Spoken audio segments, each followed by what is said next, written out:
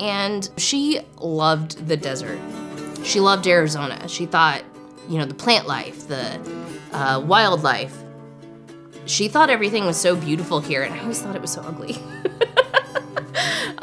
She would get so excited about, seeing dry mountains in the distance with nothing but weeds, and I was like, why? I don't understand. Like, why is this so cool? But she loved everything about the desert and the sunsets and the animals, and she always tried to instill in me, a love for where I came from. And I don't know, I guess it took losing her to appreciate it, to wonder why she thought it was so beautiful, and to kind of, pay more attention and realize the surprises that are all over the desert landscape. So it's a celebration for her.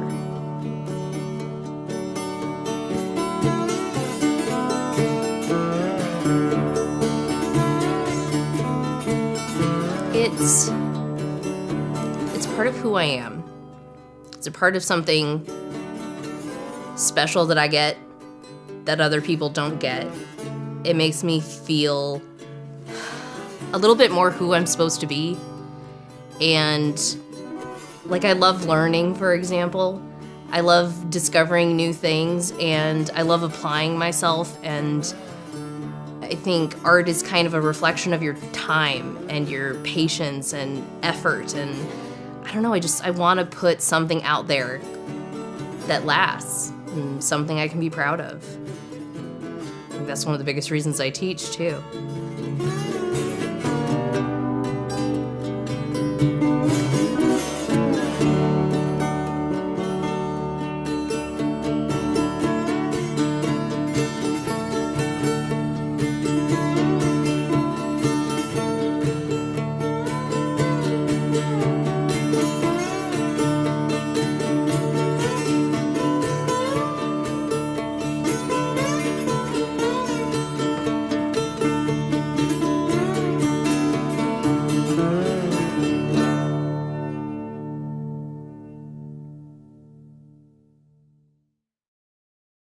Hello, Maricopa. It's me, Sergeant Hal Kuger. I'm here with my friend Maria Johnson, the Crisis Director from Horizon Health and Wellness here in Pinal County. Thank you so much for joining me. We're here today to talk about a new program called 988. Maria, what is 988? 988, this is a 3-digit crisis line number. It is access to the National Crisis Line, which is currently 1-800-273-TALK. This is an additional number, 3-digit number, easy to remember to access mental health support, where you can speak with a trained crisis professional if you're experiencing a mental health emergency, if there's emotional distress, substance use issues. It also has veteran services available, and it'll prompt you to access that. So this is a new 3-digit easy-to-remember number to access that support. 988, I think I could remember that. Does it replace 911? No, it's essentially parallel to 911. 911, if there is in fact a life-threatening emergency or concern, still utilized, but this is in addition to it where there's a mental health issue and that you want to have a mental health professional support. Also where it can be assessed and determined if a mobile team needs to be called out to your home to assist you and assess further need. Great. And are they available 24/7? Available 24/7, and it's free and confidential. Perfect, perfect. And there are different ways to reach 988, right? Yes, 988, or you can text 988, and there is also the online chat feature, which is 988lifeline.org. Wonderful. Maria, thank you so much for joining us today. The 988 number is a brand new number that is going to save lives and help you and your friends and family through crisis. Thank you for joining us today.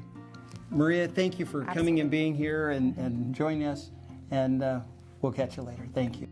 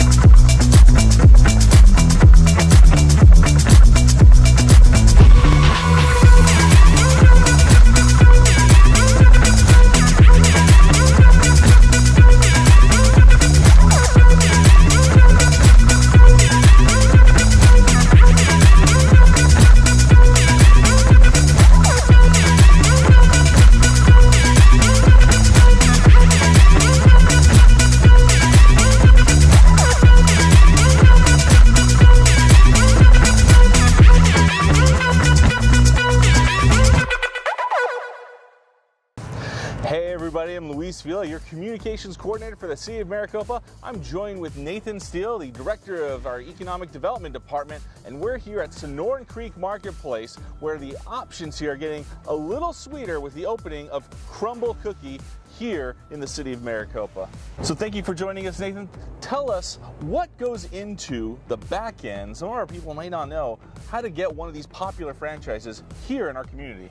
Yeah, well, all of this is years in the making, frankly, and not just with Crumble, but when you look at all of the tenants that are coming to Sonoran Creek and across the entire city, all of it is years in the making that starts with the landowners, the property owners, the developers, as well as all of the city planners and economic development professionals getting together to make these deals work, make these packages work. When it comes to individual tenants like Crumble, like Mod, like Jimmy John's, like ATI, and all the others here in Sonoran Creek, they're looking at the overall growth of the city. They love seeing the new homes. They love seeing the apartments. They want that diversity of housing because they know that's what's going to produce the workforce housing that they need. Everyone is always asking me, and as part of my job, I'm talking to developers and retailers on a daily basis. And one of the questions these groups are always asking me is, where are my employees going to live? And they love seeing that we're building new homes, building new rooftops daily. All right, and that's what's bringing these businesses in. And I'll tell you, it's not going to stop with these. There's more and more talks we're having, more and more users coming. That's super exciting.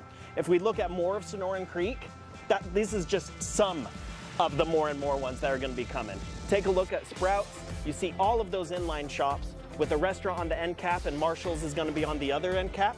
And then just as this building over here that has Mod Pizza, Crumble, Jimmy John's, and ATI has multiple tenants, this other building under construction is another multi-tenant building where you can expect several more shops to join the Maricopa family. Wow, that's an incredibly expansive addition to our community. It's a very exciting time to be a resident of Maricopa. Hey, for more information on what's new and coming here in your community, check out what'snewmaricopa.com.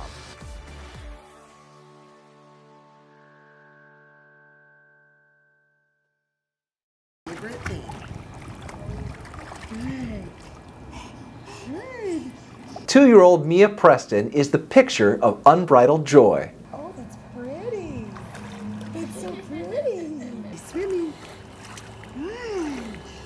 This picture shows Mia gliding with an ear-to-ear grin during her first swim lesson.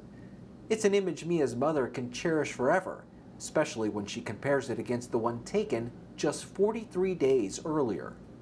They say it takes 21 seconds for a child to go unconscious in the water. For Mia, those seconds of misfortune happened while her family was on vacation. She was playing with her siblings when, in a moment of distraction, Mia slipped out a back door and fell into the pool. She basically drowned. My husband had to pull her out of the pool and administered CPR. Mia's father continued that CPR for over 20 minutes until paramedics arrived and got Mia's heart beating again on its own. But Mia's battle was just beginning.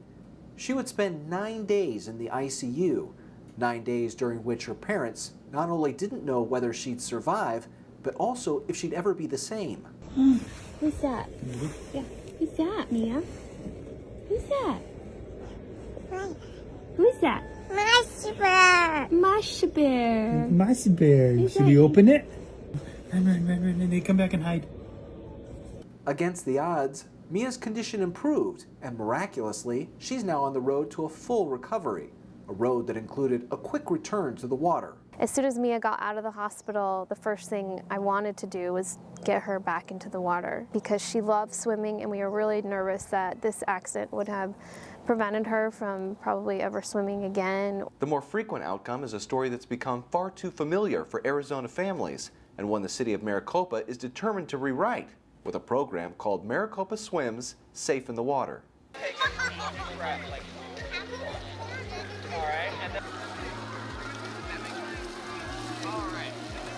The Maricopa Swim Safe in the Water program is designed for kids, and essentially the purpose of that is to start teaching kids at an early age how to be able to assist themselves in the instance that they fall into the water. Suspended during the pandemic, the program is now making a comeback. Participating elementary schools bus first graders to Copper Sky for their immersive classes. This is 4 45-minute sessions. The first 10 minutes we go over talking about water safety and going through our Safety Ranger program. And then we spend the rest of the time in the water going from not being comfortable to put their face in the water to being able to jump in the deep end, float on their back, and get out of the water safely. The goal is to eventually expand the program throughout the district and invite charter schools into the pool as well. In order to get there, the community has the chance to suit up. We can't do it without instructors, and we pay pretty decent, and it's a lot of fun. You get a free Copper Sky membership. We can't do these programs without instructors, so I hope anybody seeing this that has 3 or 4 hours open in their morning or early afternoon could come by and learn how to be an instructor. Knowing that what I'm doing is ultimately going to help them in the long run, there's no better feeling like it. A feeling of satisfaction for instructors and a sense of security for families like the Prestons, who found in Mia's story a new conviction for these life-saving skills. CPR certification and swim safety with lessons is like, that's all we could advocate. We'll use her platform and her story to sell that for the rest of our lives. Swimming.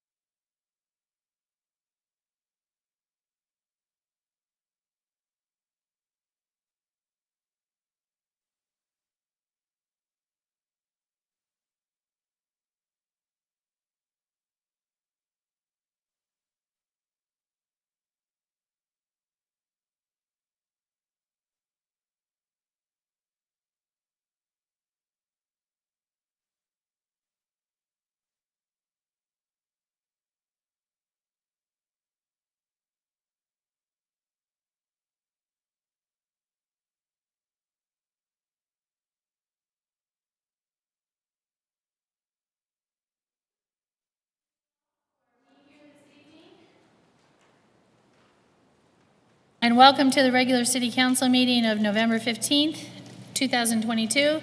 At this time, we'll call the meeting to order.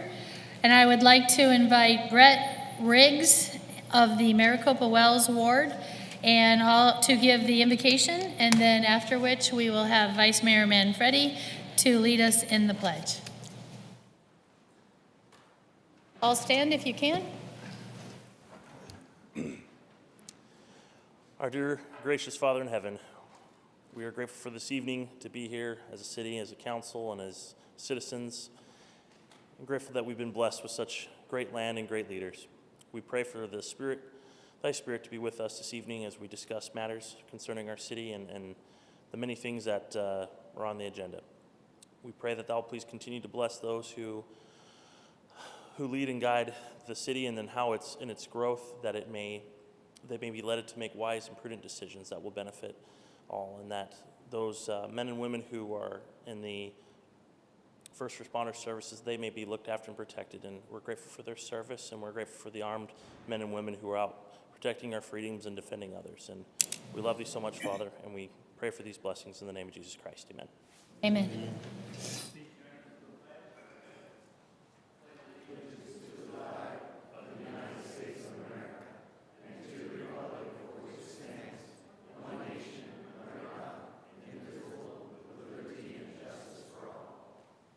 Thank you. You may be seated. Will you pass me? That'll take us to roll call. Councilmember Gettle. Present. Councilmember Learman. Here. Councilmember Marsh. Here. Councilmember Vidiello. Here. Councilmember Wade. Here. Vice Mayor Manfredi. Here. Mayor Smith. Here. Madam Mayor, we have a quorum. Thank you. That'll next take us to the proclamation section of our agenda. Item 3.1 is a proclamation for Kappa Eta Sigma Chapter Sigma Gamma Rho Sorority Incorporated. So I'll come down, and if those that are involved in this wonderful sorority would meet me at the podium, that would be fantastic. Thank you.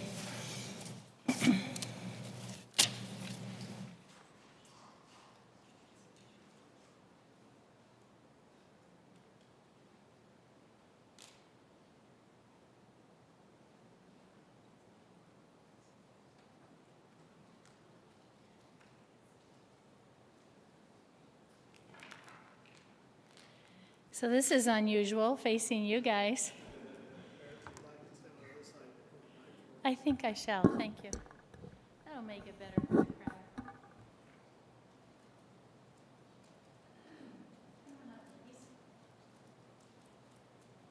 crowd. I just learned about this group. It sounds to me like a wonderful group, providing a lot of wonderful services to the city of Maricopa. So I'm honored to present this proclamation. Whereas Sigma Gamma Rho Sorority Incorporated was founded on November 12th, 1922 by 7 courageous school teachers at Butler University in Indianapolis, Indiana, amid racial and gender prejudice. Their purpose was to inculcate principles of high ideas and proficiencies among teachers, later all professions, to continue to stimulate friendship after college and to provide common meeting ground to advance African American citizenship, not as reformers, but as educated women devoted to the preservation of American ideas. And whereas Sigma Gamma Rho has over 500 chapters globally and over 90,000 members around the world who remain committed to the greater service, greater progress. 100 years later, the sorority continues to work selfishly to build upon legacy of their 7 founders, surpassing and excelling at promoting sisterhood, scholarship, and service. And whereas members of the Kappa Eta Sigma alumni chapter of the Sigma Gamma Rho sorority Incorporated, charted on December 1, 2006, have recognized various needs in the Maricopa community and have contributed to the community in many ways, including Operation Big Book Bag, Project Reassurance, Swim 1922 USA Olympic Swim Team, Run, Jump, Throw, USA Track and Field, Soul for Little Souls Shoes donation, Rower Club affiliate, Human Trafficking Forums, Haiti McDaniel Breast Cancer Awareness Program, Veterans Day Toiletry Drive, and donations of Thanksgiving baskets annually to families in need. And whereas the chapter hosts the largest annual youth symposium in the sorority in the city of Maricopa, incorporating college and career fairs, various workshops to educate and bring awareness to topics of interest for youth. Symposiums also provide the opportunity for students to meet various guest speakers from Miss USA, former NFL athletes, and U.S. Olympians. And whereas the City of Maricopa recognizes Sigma Gamma Rho Sorority Incorporated, committed to our community, and congratulates the sorority on its 100th anniversary.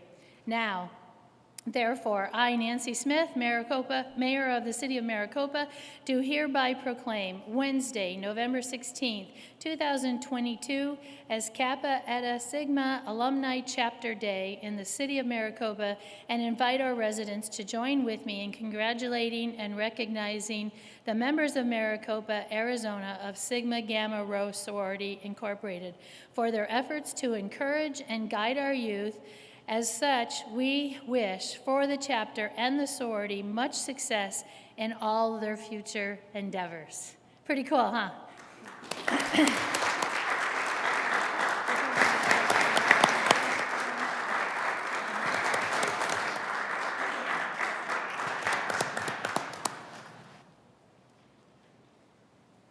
Gotta move it for the shorty. Madam Mayor, esteemed council members, citizens of Maricopa, this is indeed an honor to receive on the eve of our recent global celebration for our centennial anniversary. Members of Sigma Gamma Rho Sorority Incorporated celebrated from New York City to Tucson, Arizona, to Dubai, Korea, Japan, Ghana, Belize. We were everywhere. We want to thank the citizens of Maricopa for your support over the years. Since our arrival, well, let me back up. We are the Scottsdale chapter. But I live here in Maricopa, and I worked for the Maricopa Unified School District. Charity starts at home. So whenever there was something to do with the kids of Maricopa, I just gently coax the chapter, let's do it in Maricopa. So that's how that came to be. The City of Maricopa has the honor of hosting annually the largest youth symposium in the country. Our city does that annually, and people are trying to figure out, how do we do this? Ancient Chinese secret, I'm not telling.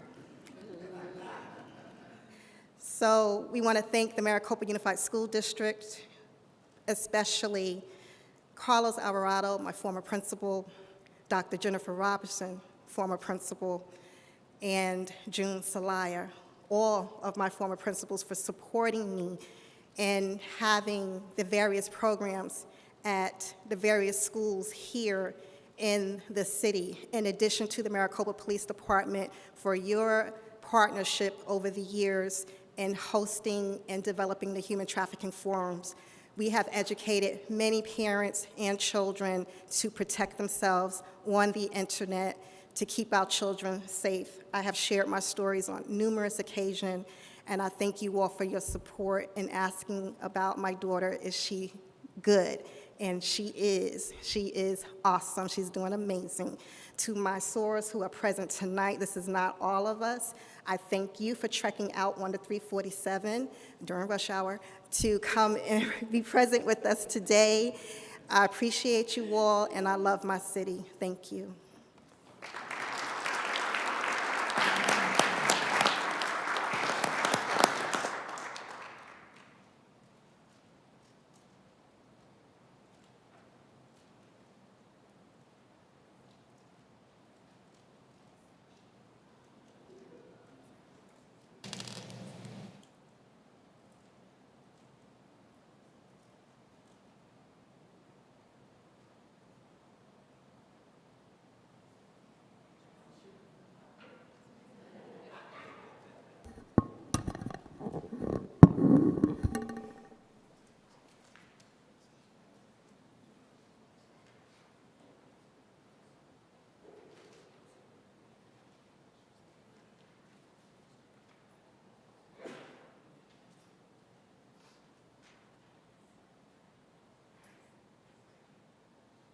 Okay, that will take us to the report from the mayor. And at this time, I'd like to turn it over to my council members. We'll start down at Councilmember Lehrman. Thank you, Mayor. I am very excited this evening to congratulate Maricopa Unified School District. The state letter grades came out for the schools, and we have some really exciting news to share. Maricopa Elementary was less than 1 point away from an A, so they are a B school. Santa Cruz Elementary School was less than 1 point away from an A. Santa Rosa Elementary School moved from a letter grade of B to an A. And Maricopa High School moved a letter grade from C to B. I think we all know Pima Butte Elementary School continues to be a letter A. And so we have a lot to celebrate here in Maricopa, so congratulations to the hard work and dedication of the staff there.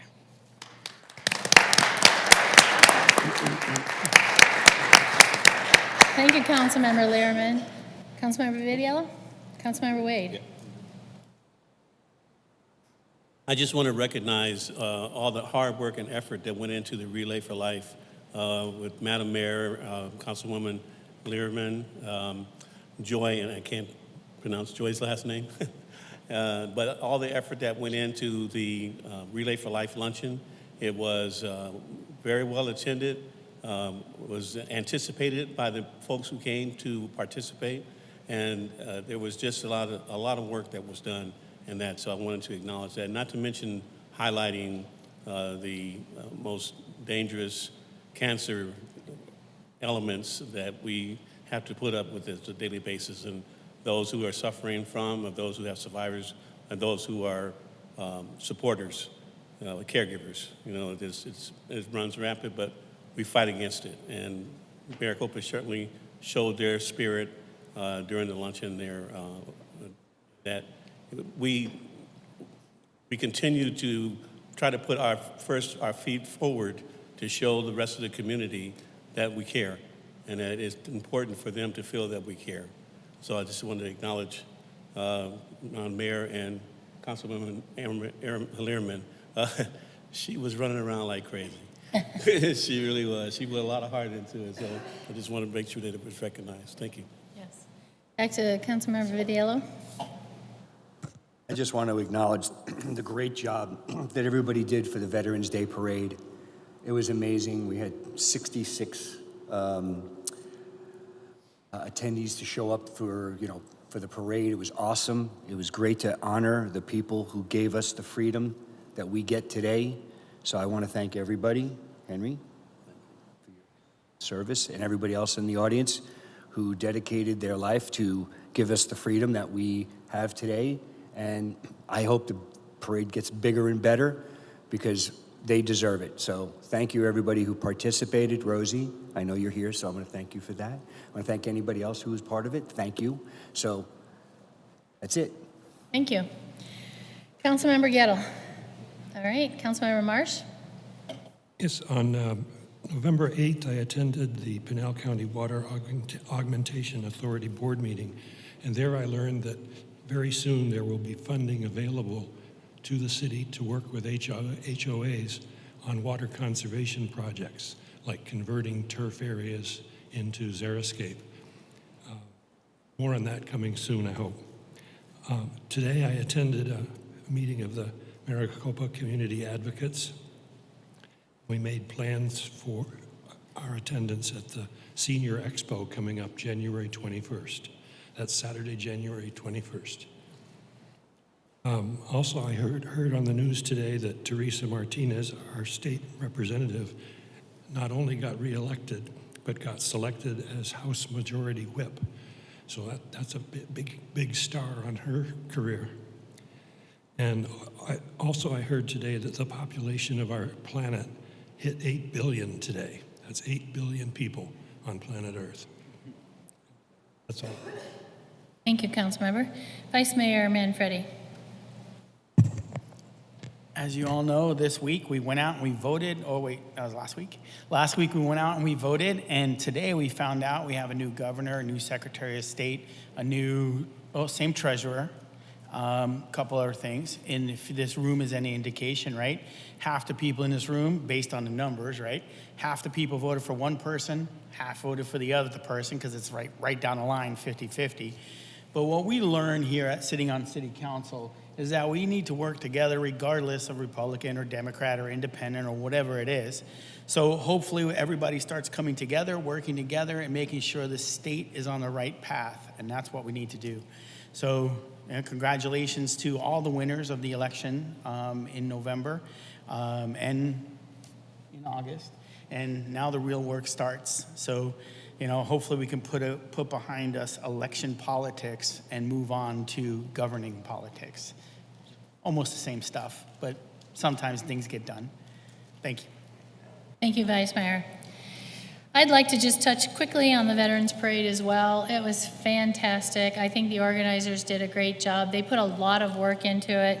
After I was done riding and actually got out of the car, walked a little, I just had this vision of City Council doing something to really celebrate next year in the parade. And I talked to Councilmember Learman, a couple other people, and we have a fun surprise next year. So we'll see if the parade lets us do it. But anyway, it's a fun idea, but the Veteran Parade was spectacular.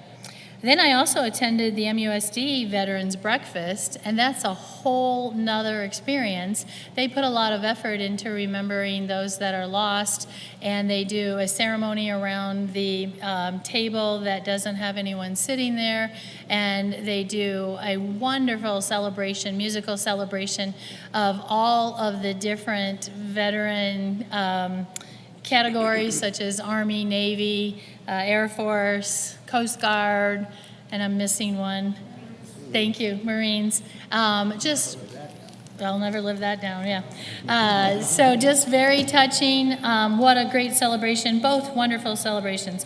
I won't go into much detail on Relay for Life and Caregiver Lunch, except to say that Councilmember Wade and Councilmember Lehrman did a fantastic job, as well as Joy Halsinger. We had nearly 100 people at this event. It happens every year. We get close to 100, and these people love this event where they can come and share their joys of fighting cancer, surviving cancer, and it was a phenomenal experience.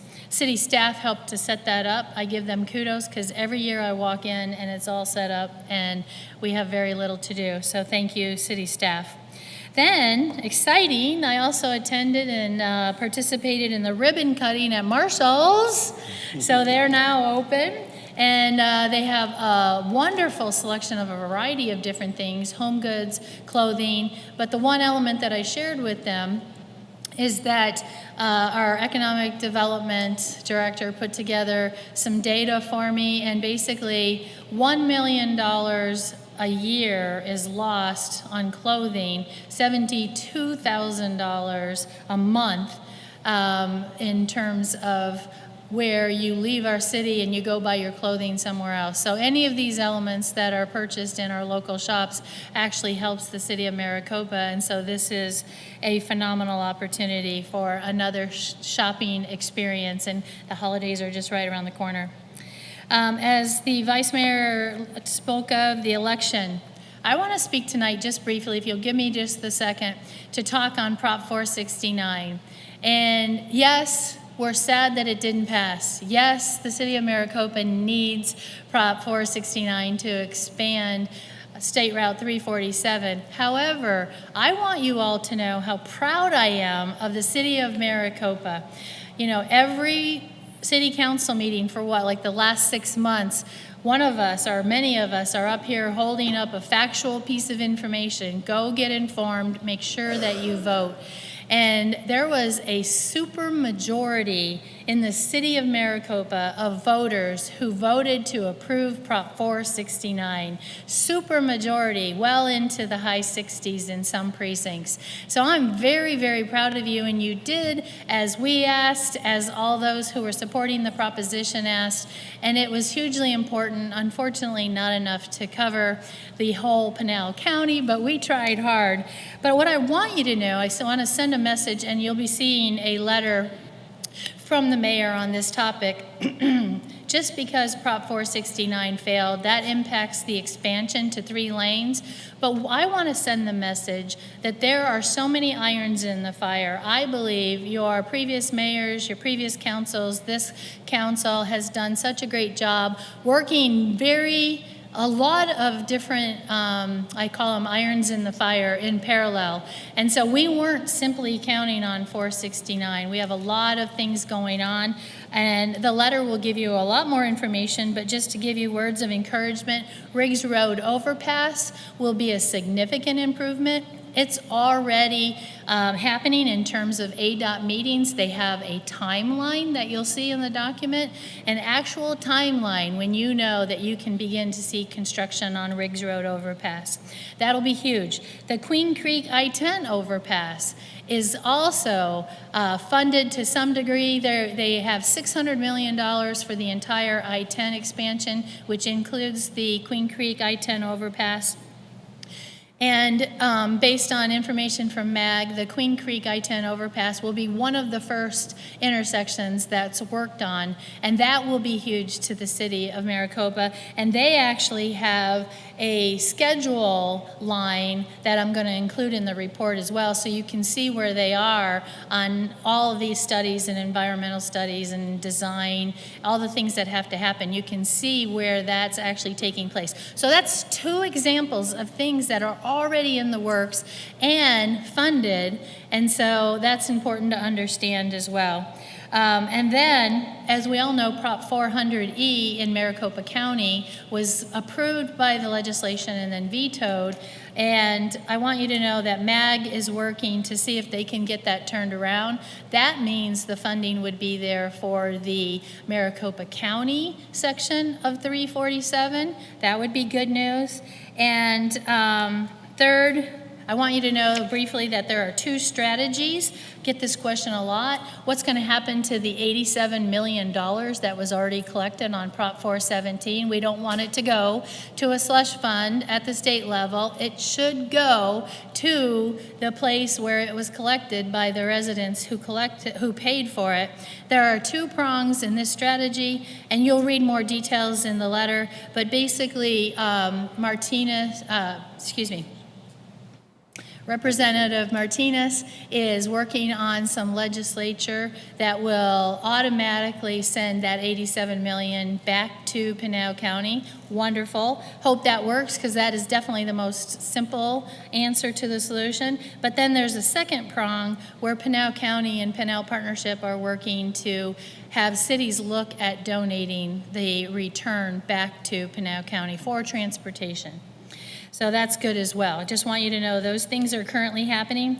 Then, don't forget, within the city of Maricopa, there's actually many transportation projects on our CIP that will help transportation. And I'll just mention them briefly. The Loop Road, that'll take hopefully trucks off of 347 within the city, loop it around the city, and then reconnect them. Then there's also the Green Road Overpass, which will take a lot of residents who live south of the tracks over onto that transportation avenue. And that'll help on the main area of John Wayne Parkway. There's also Desert Sonoran Parkway, and I'm probably overwhelming you, but the message that I'm trying to get is that we have had several irons in the fire. We're not finished. We have Maricopa Grit, right? Christian Price? His hand went up. We have Maricopa Grit. We will not give up. I already asked all the city council members, will they give up? And they all said, no, absolutely not. We will continue on all of these avenues and try to always make as many changes as we can in regards to transportation. So we have options, and we're pursuing all of those options. It's very important for you to understand that. I said cities? Okay. Vice Mayor has said that on the Prop 417, $87 million, I said cities to donate back. It's not the cities. It's the companies that collected the tax from all of us. They would donate the funds back to the county. Thank you for that. Reducing the tax burden. Okay. So that's it from the report from the council and the mayor. That'll send us over to the report from the city manager. Thank you, Mayor. I would like to defer my time to Assistant City Manager Jennifer Brown to give a report. Thank you.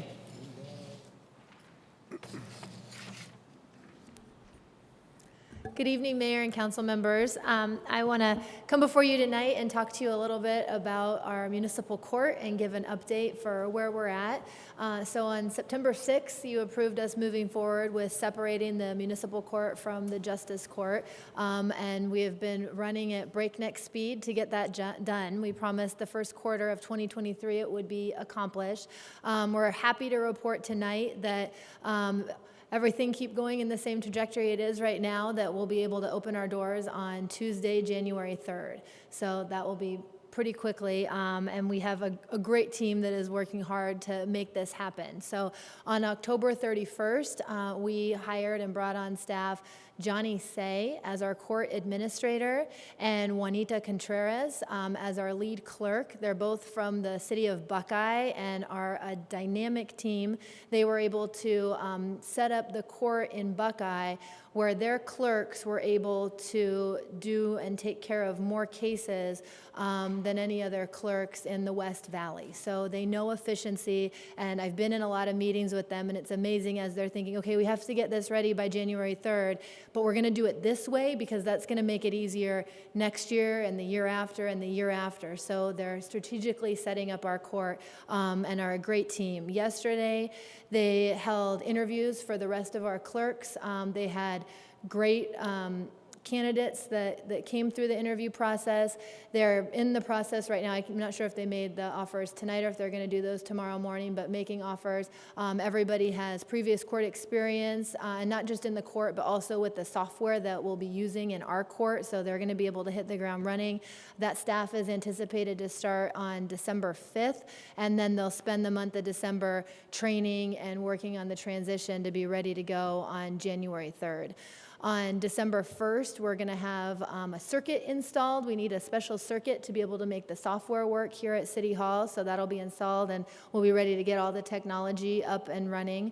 You see it looks a little different in here tonight, and that's because we're set up for what it'll look like in the future, and this will be what the court looks like. You know, we'll have chairs that are slid out here for folks to sit at, and then back here to the left is our lobby, and that's really the last piece that we're waiting for in terms of the renovations of the facility to have it ready, and we're just going to place the window that'll be the service window for our clerks to serve anybody who comes into the lobby. So moving forward with that, and then also building the facility, we are planning on using the same architect that built the Paradise Valley Courthouse, and they're going to use the same design. We're going to make a few minor modifications to this, but that'll help us save on time and money as we move forward, and we feel like they have a great design. We've gone out there multiple times and taken a look at their facility. So we hope to have the whole court done, everybody moved out of this facility and into the new court the beginning of 2024. So moving really quickly, there are a few people I want to just let you know who helped with this project, and really leading the effort has been our city clerk, Vanessa Bueras, and she has been awesome, thinking of every single detail, and I think knows more about the court than she ever anticipated knowing, but she has done a phenomenal job. Matt Kozlowski and Brenda Hassler and their finance team have really ramped up on figuring out the numbers for us. Our HR team and Martine especially, recruiting and making sure that we're getting staffed as quickly as we need to. Tina Vanucci from our city attorney's office, Dan Leonard in facilities, they have gone at breakneck speed getting the facility ready. Regis, our project manager from Public Works, making sure we're on track to get the new facility, and our IT team getting everything set up. And of course, Johnny and Juanita, who have just been here a little more than 2 weeks and have done amazing work. So I don't know if you have any questions, but. Questions, Council? No, it's great news. Thank you so much, Jennifer, for the update. City Manager, anything else? She left off one name, that's her own, so thank Jennifer as well. All right, thank you. This time we'll move to the call to the public. I'll go ahead and read the information just so we all understand. The procedures to follow if you address the council are: council requests that you express your ideas in 3 minutes or less and refrain from any personal attacks or derogatory statements about any city employee, a fellow citizen, or anyone else, whether in the audience or not. The mayor will limit discussion whenever they deem such as necessary or appropriate to the proper conduct of the meeting. At the conclusion of an open call to the public, individual members of the council may respond to criticism made by those who have addressed the council, may ask staff to review a matter, or may ask that a matter be put on the future agenda. However, the members of council shall not discuss or take legal action on any matters during an open call to the public unless the matters are properly noticed. I do have 3 speaker cards to begin with, and I'll call you up each individual if you'll just say your name and your approximate address. And then after these 3 speaker cards, if anyone else from the public would like to approach the podium, we can make time for that as well. The first person I have is Rosie Kuzmic.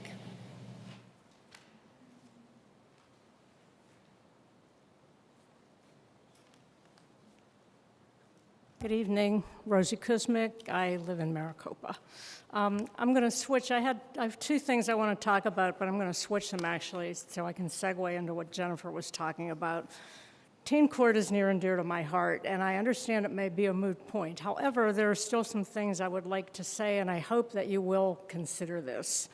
I know cost is a factor, but the cost of prosecution and attorneys and judges' time and courtroom time is a factor that will not happen if we have a teen court available for those kids to go through teen court. So those expenses will be slashed almost to nothing, not to nothing, but almost to nothing if teen court were available for kids to participate in. One of my volunteer hats, I wear like 6 of them, and one of my volunteer hats is volunteering at the courthouse right now. And I have different projects. My project currently is separating out the cases, justice versus municipal. And as I'm going through those cases, one of the things I'm seeing is a lot of juvenile cases. They're marked with juvenile, so I know they're juvenile cases. It's not that I'm going through them. And as I'm doing that separation, I'm thinking, wow, some of these cases are really old, and wouldn't it have been great if we had an opportunity for these kids to have gone through teen court rather than to have all these fees attached to their appearance in court, their prosecution in court, and to have a record behind it all. So I think that there's got to be a way for us to take another look at this and redo the funding piece, because there is a cost benefit, I think, in our favor to having teen court versus kids going through a full court process. I'm a former court administrator, as I told you 2 weeks ago, so I'm very familiar with the court process. I'm very familiar with probation and the costs associated with it versus the cost of teen court. So I think we need to take another look at that. Okay, my second issue that I would like to tell you about, I want to inform you and invite you to attend a public menorah lighting. Maricopa is having a public menorah lighting for the very first time. It's going to be on Monday, December 19th, which is the second night of the holiday. It's going to be at the library outside at the north-facing stage there. And there was a great article, I saw the online article, but not the written article yet, in Maricopa Monitor. So if you have a chance, check it out. And I hope that in Maricopa will follow suit. But right now, Maricopa Monitor has provided some coverage. And it's going to be fun. There's going to be singing. There's going to be holiday-type foods attached to it. And just for the community to get together and for us to learn about each other's cultures. I think it's always a positive thing to do. And what time is that? It is at 6 p.m. PM, thank you. Thank you. The next person I'd like to, go right ahead. The next person I'd like to call up is Aubrey Morris.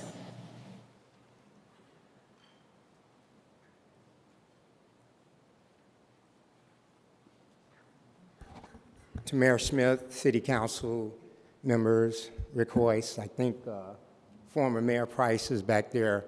I'm up here on behalf of Maricopa AZ Events, and I just wanted to thank the City Council for allowing us to do what we do, which is put on cultural music events here in Maricopa, and we've been very successful with it. We started out February of 2020, I want to say, right smack dab in the midst of COVID. No one would believe it would happen, but we had about 600 people in the park that day.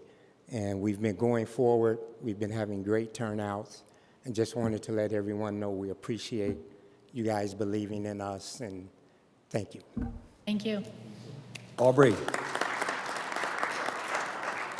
when's the next event? The next event is Thanksgiving weekend, November 26th. We have a national jazz artist, and these events are free.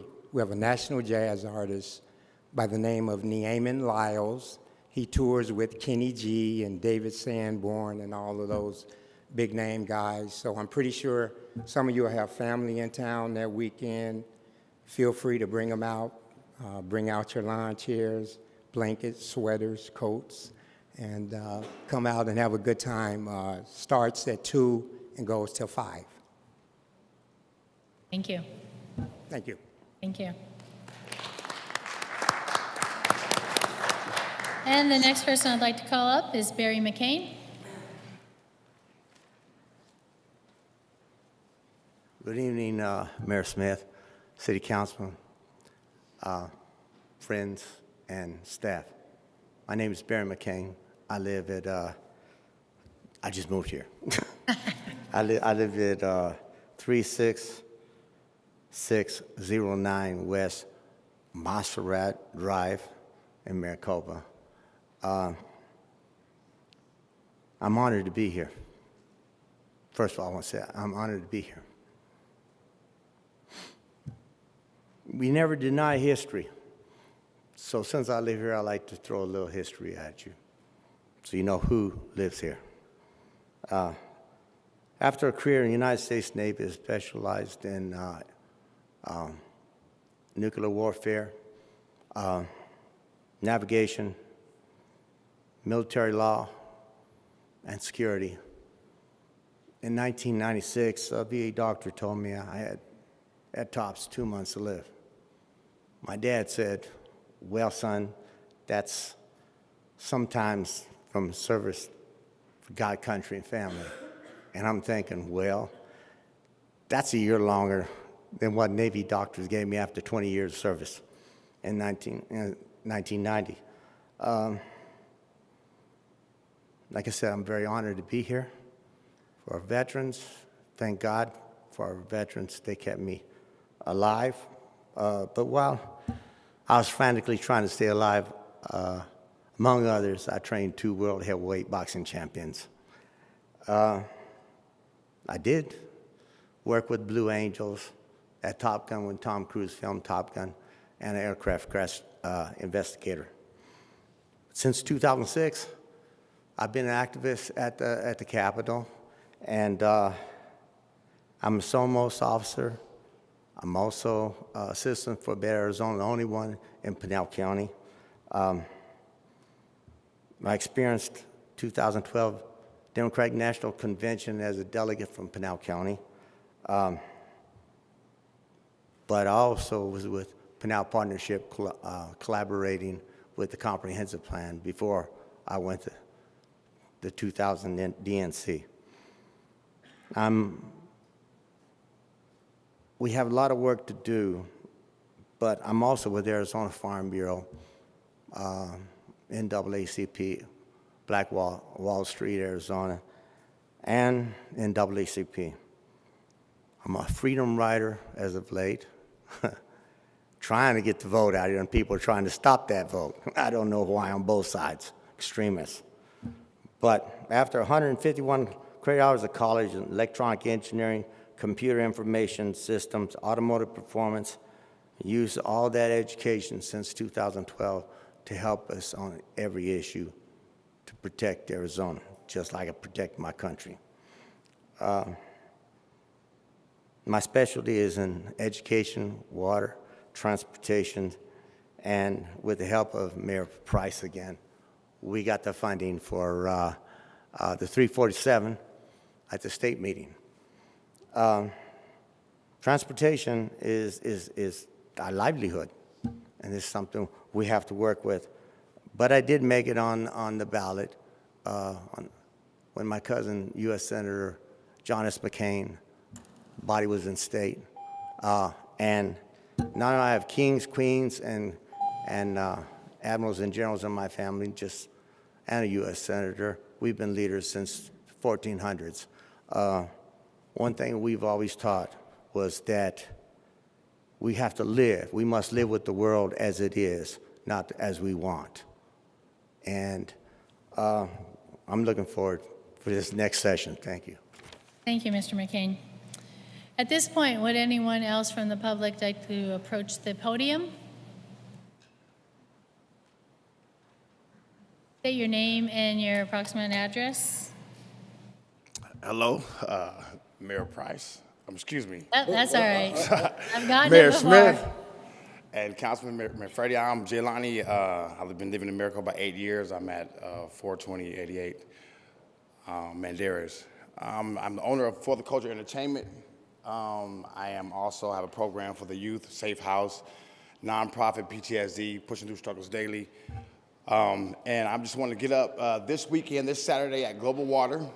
We're having an adult prom, so I'm going to invite everyone to please come out to the adult prom. If y'all missed y'all prom growing up, I missed mine. So you have another opportunity to come out from 7 to 12. We'll be there at Global Water. So get your little prom dresses. Don't be too much pressure, so you don't have to get all the Cinderella all up. You don't need tuxedos or anything like that. It's just for everyone to come out, have a good time at the prom this Saturday at Global Water, 7 p.m. to 12 a.m. Tickets are available online. You can if you go online to For the Culture Entertainment through the events, or you can contact me directly through For the Culture Entertainment. I can get you the links for the tickets. And so you guys can have a good time. If you've ever been to any of the events with For the Culture, I love to dance, I love to interact, I love to have a whole lot of family interaction, stuff like that. So that's what we are here in Maricopa, is family. And instead of just talking about things, so we can do that very well. We can talk, we can type, and things like that. But one of the things that Vice Mayor Manfredi said is that we can all work together. So this is my way of working together with the city and things like that. We're bringing some entertainment, bringing some fun. And instead of talking and all the typing stuff, let's do some more doing. And come in here. You see that a whole lot on the internet, but we don't have too much to do here in Maricopa. We don't have this, we don't have that. Not very happy with our councilmen or vice mayors, and stuff like that at times. But you'll never see anyone here. It's always kind of empty in here when this is the place where we can come together and actually do something. So I would like to challenge my family that likes to do that. Stop talking, stop typing, come here and do something. Do something.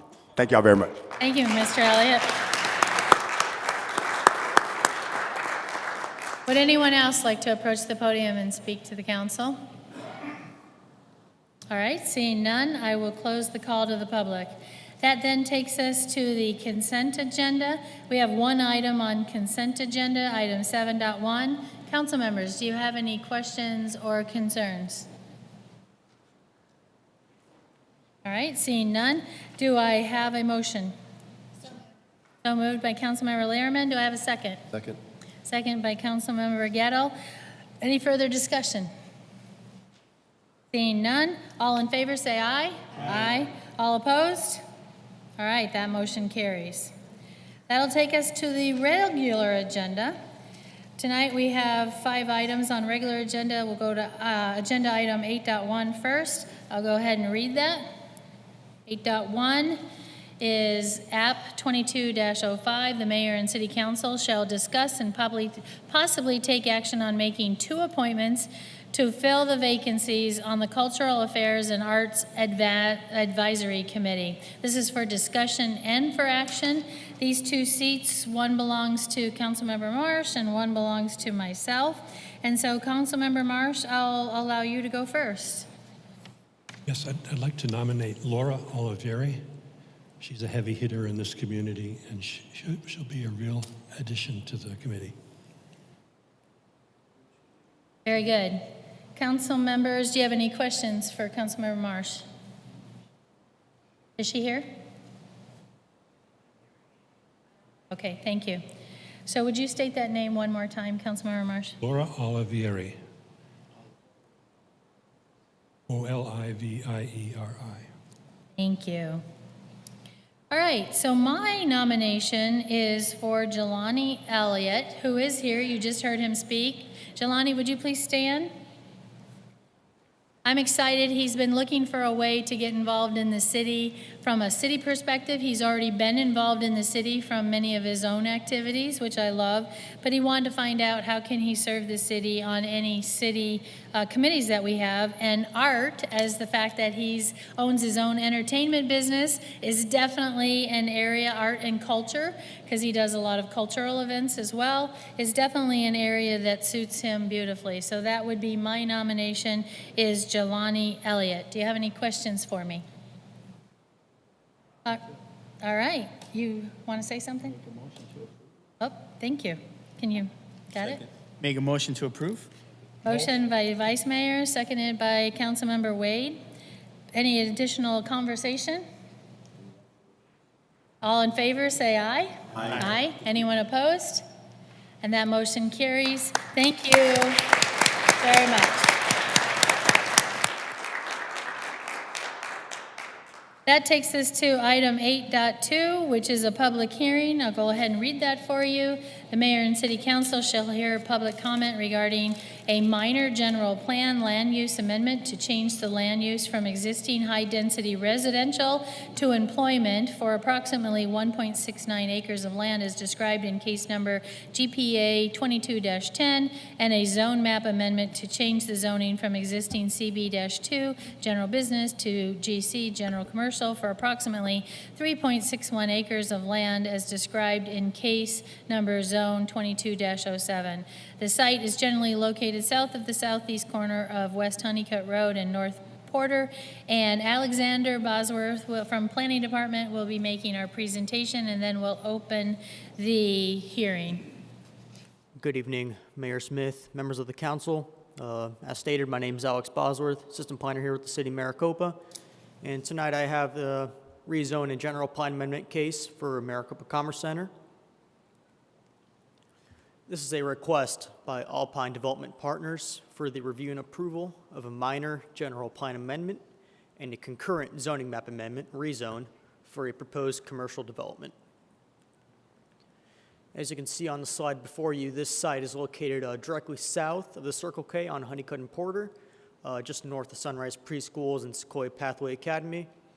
The site's approximately 3.6 acres in size. It's currently vacant, and the applicant is proposing a rezone and a GPA to prep this for a commercial development.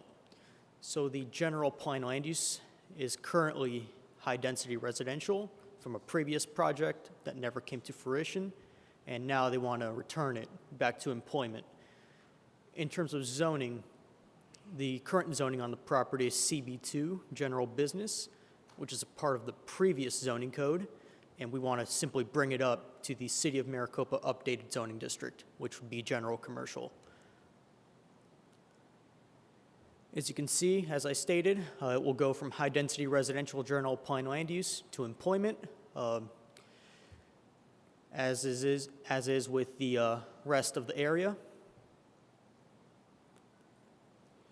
In terms of zoning, it'll simply go from CB2 general business to general commercial. And just for some additional context as to what this is a proposal for, this is a conceptual site plan. It's not a part of this request. It'll come in a future development review request. But just for some context as to what we might see on the site in the future. The criteria for approval, the amendment is consistent with the general plan. Any changes in district boundaries is necessary in order to achieve balance of land uses. And this amendment will promote the growth of the city in an orderly fashion. In terms of the required public notification, as you can see, all public notification requirements were met. A neighborhood meeting was held, public hearing at P&Z Commission, and at the time of this report, we haven't received any written comment. As such, the Planning and Zoning Commission did find that the submittal items of the general plan amendment and the rezone cases to be compliant with the zoning code, and the Planning and Zoning Commission recommends approval of cases GPA 2210 and ZON 2207. Each item requires a separate action by the council, and we do respectfully request that the action for item 8.4 for the ordinance be continued to a later date, as the applicant still needs to provide us the required Prop 207 waiver. And that concludes my presentation for tonight.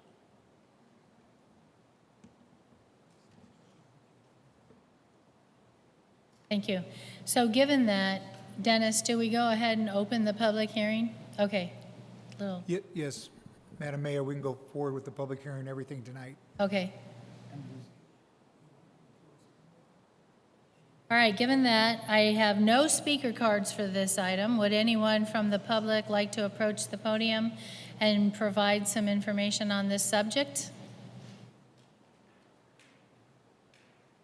Seeing no one, I'll go ahead and close the public hearing. Council, are there any questions on your part for this particular element?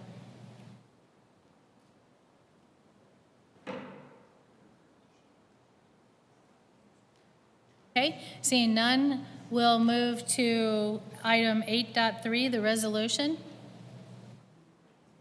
I'll go ahead and read that. A resolution of the mayor and city council of the city of Maricopa, Arizona, approving and adopting a minor general plan land use amendment to change the land ordinance from existing high-density residential to employment for approximately 1.69 acres of land generally located south of the southeast corner of West Honeycutt Road and Porter Road within the city of Maricopa incorporated limits as described in case number GPA 22-10. The parcel of land is located on the portion of section 25, Township 4 South, Range 3 east of the Gila River, and Gila and Salt River Basin and Meridian, Pinal County, Arizona. This is for discussion and action. And Alex, do you have anything in addition to share with us at this point? Mayor Smith, no, not at the moment. Okay, thank you. So given that I don't have any speaker cards for this either, does council have any questions or concerns on this particular item? Okay, seeing none, do I have a motion? We'll move. So moved by Councilmember Gettle. Do I have a second? Oh, that was Marsh, I'm sorry. Do I have a second? Seconded by Councilmember Gettle. I knew he wanted to get into the mix. Thank you. Is there any further question? Not a question. On 8.3? Yes, go right ahead, Not a Vice question, Mayor. but a comment. A lot of folks want to see development out on this side of the city for commercial development. So this is a great addition to our city. It's going to allow for business and commercial development where people really want it the most because there's so little of it. So it's a great one. Awesome. Anyone else? All right, I have a motion and a second. All in favor, say aye. Aye. Aye. Anyone opposed? All right, that motion carries. So item 8.4, yes, City Manager. Madam Mayor, two items. First, referencing the one that you just passed, I think it's important to note that this development is only coming about because of the support of the 7 Ranches Water District Board and their cooperation working with the City of Maricopa and Global Water. And we appreciate their efforts in making this happen. For the record, the continuance of item 8.4 has been requested by the property owner who wants to wait until the property has been closed before they move forward with the ordinance. So it will come back at a later date, but that is the only reason. Okay, thank you. So do I have a motion to table this item 8.4? So moved by Councilmember Wade and seconded by Councilmember Lehrman. Any additional questions? Seeing none, all in favor say aye. Aye. Anyone opposed? That motion to table this item carries. That'll move us to agenda item 8.5. I'll read this item. The mayor and city council shall hear a presentation related to further research performed regarding a teen court program from the organizational health supervisor, Darrell Williams. This is for discussion only. Welcome, Darrell.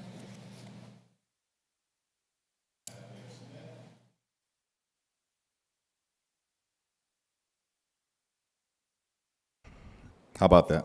Okay, sorry. Just too tall. Yeah, well, there were so many esteemed members who stepped to this podium this evening.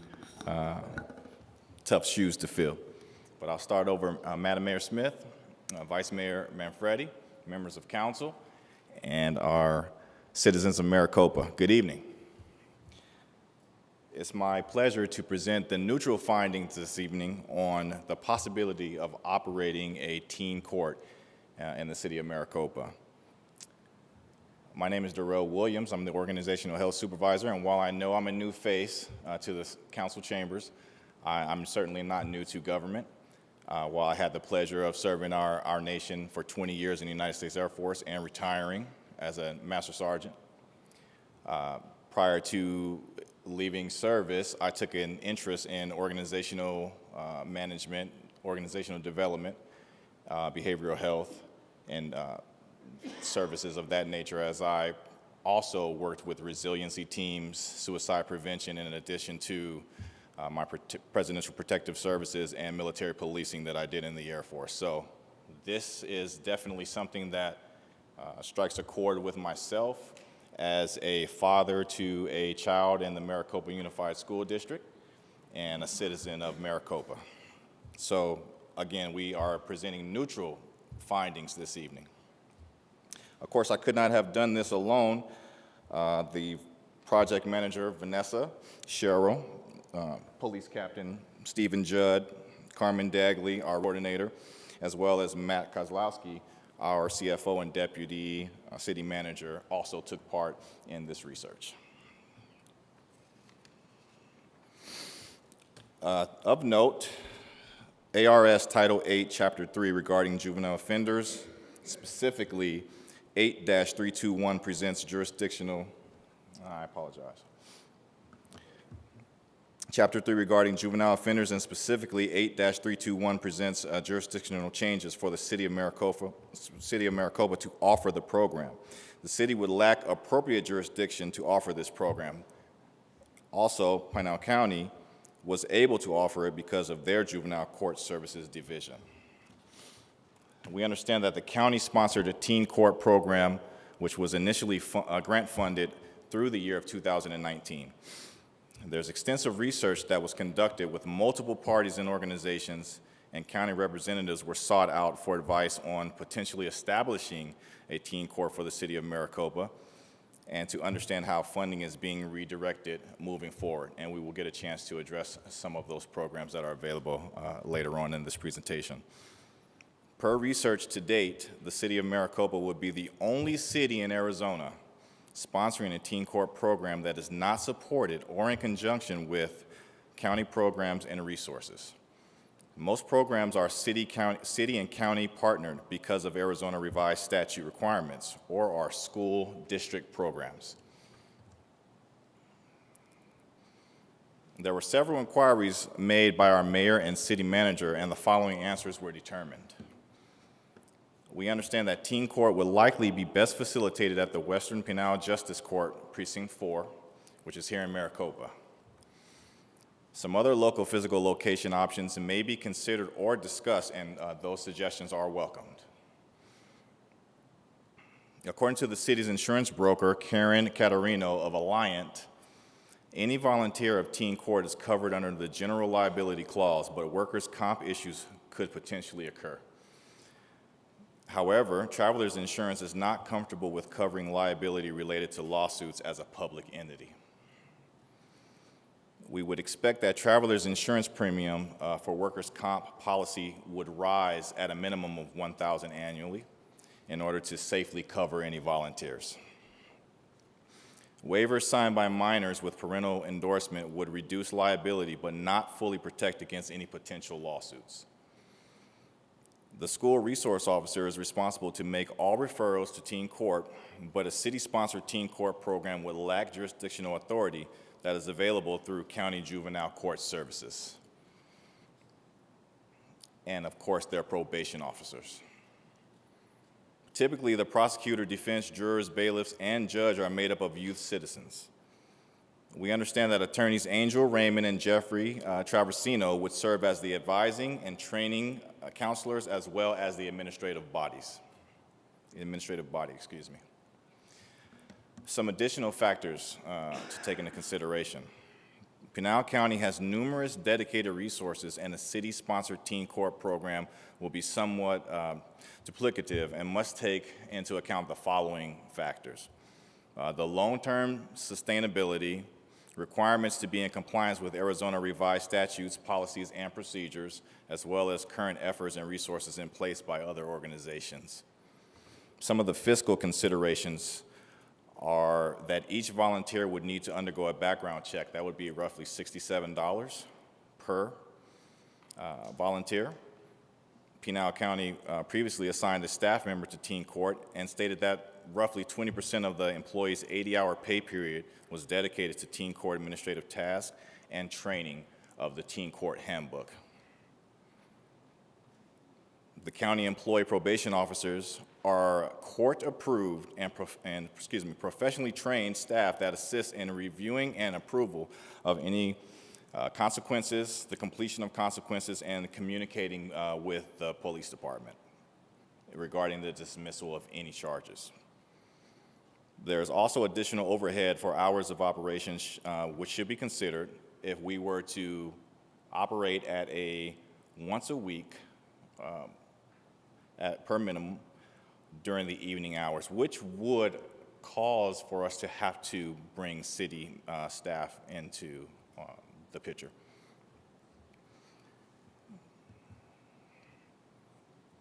But there's good news, and I'm glad we were able to get to this because we understand the intent and we understand the heart behind the program. And I obviously listened to the matter at hand with why we should move forward with a teen court. So what we know now is that Pinal County Sheriff's Office has a redirection program, and volunteers are welcome to take part in that program. Officer Carlisle Quiñedes is the program manager. Her information is actually listed here.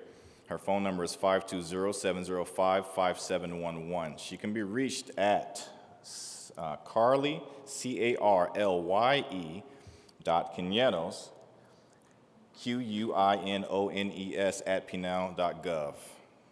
Now, she has a specific program, which is an 8-week program, and she takes volunteers and allows them to teach lessons for the redirection of the youth. There's also a program that she is partnered with called Saddle Sore Ranch. Now, this program allows to volunteer in equine therapy and things of that nature out on the ranch. Again, she's welcoming to anyone who would like to volunteer to be a part of this program. This program does take place every Tuesday evening. Deputies who run this program and are also available bi-weekly for several hours and have support staff that can provide the required administrative needs of a program are available by calling Officer Carlisle Quiñedes. Pinal County Juvenile Court Services has programs in place as well, and Denise Smith is the director for this program. She can be reached at dsmith@courts.az.gov. Probation officers are available at the Pinal County Court Complex here in Maricopa that can meet with youth, enter data, track data, and make resources available to kids as part of the Juvenile Court Services Diversion Program.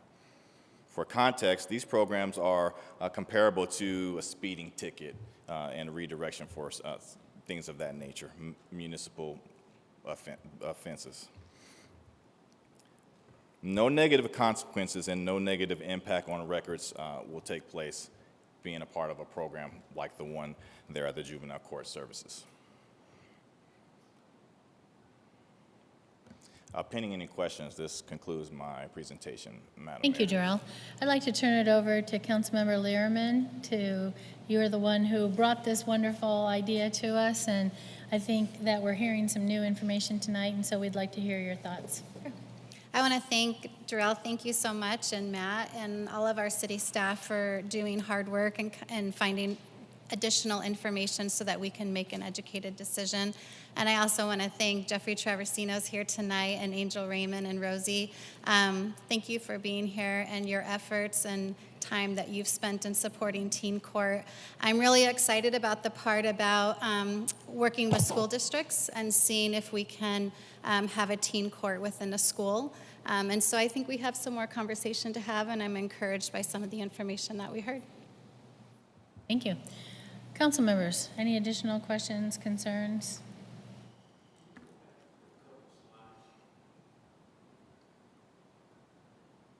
One more, sir.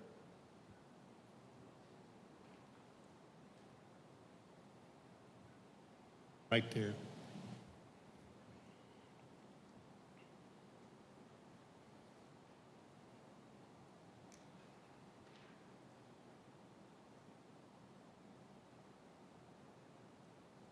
In reference to the SROs, there's an MOU between the city and that covers SROs. How does the team mesh into that when it stands on its own? Councilman Wade, if you don't mind, I'm familiar with that MOU, and Darrell may not be. The current MOU does not address have any reference to a teen court or any provisions for a teen court. And in fact, the school and the PD and city are looking to redraft the current SRO to make changes to bring it more up to date and current with current youth needs and city needs, and that's in the works with the school drafting. But I don't believe there was any reference to teen court provisions or referrals.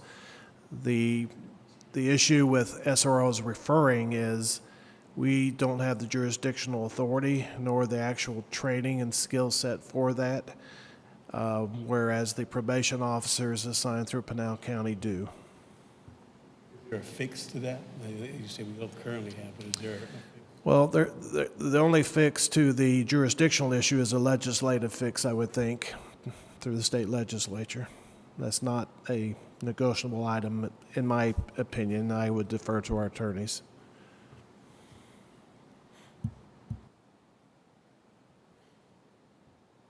Further, Councilmember Wade? Anyone else? Address this issue? Don't go away. Yeah. So as was mentioned in the presentation, I did a lot of, I'm sure we all did our research and background information. I spoke with a representative at the Pinal County court system, and they questioned also the jurisdiction, and so it was really great to have that information come back tonight that we don't have jurisdiction over holding a teen court. And so I find that information really valuable. But to me, the good news is that Pinal County, in our own county court complex right here in the city of Maricopa, does offer the diversion program.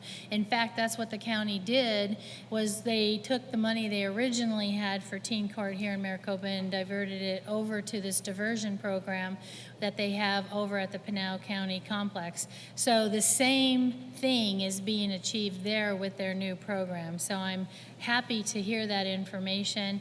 I'm actually also excited about the fact that, because the big question was, we have these wonderful volunteers, right? So now what do they do? Because they have the desire to serve and to serve in this capacity. And you've provided some wonderful information on how we can redirect them to these offerings and these opportunities to volunteer their time, which I think is excellent. So I'll stop there. Councilmember Wade? I'm good. He's good? Okay. So given that, is this something that needs to come back to council, considering we don't have jurisdiction? I don't think so, but I think we would welcome the opportunity to bring back updates to the council and progress through the schools or other options that come forth. And to be clear, just for our public to understand, if Pinal County wished to partner with us, we could. Yeah. But Pinal County has made the decision they do not wish to entertain a teen court, and they have put all their resources into this other diversion program, which at this point at least they feel will have greater results. And that's a matter for them to determine and to review, and we're respectful of the decisions they've made. I appreciate that. Oh, go ahead, Councilmember Wade. So during the initial presentation, there was a question that I raised in reference to location, and where would that court be held, and basically who would pay for that? Is that something, I don't recall hearing anything. It actually might hold the team. Yeah, as referenced, and I think in one of the opening slides, that the current location being considered is the JP Court over on Wilson for a location, but they would consider other options. And frankly, if they move into a club-type program through the high school, I suspect they might actually use the schools, but that's a decision for the superintendent and their board to make. And any assistance we can help them with in their decision-making, we'll be happy to do that.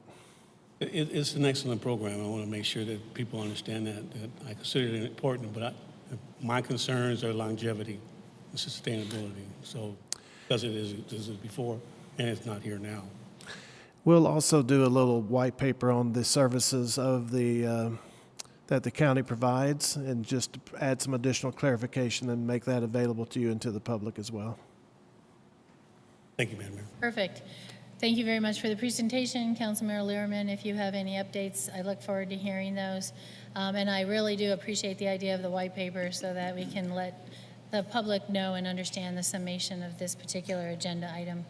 Thank you. And that takes us to the end of our agenda. Oh, yes, one more. Go ahead. Terrell, I just wanted to recognize your service and thank you very much for participation today. Looks like you hit the ground running here in Maricopa, and look forward to you being here. Thank you very much. Thank you, Council. All right, at this point, we'll adjourn. Thank you for coming.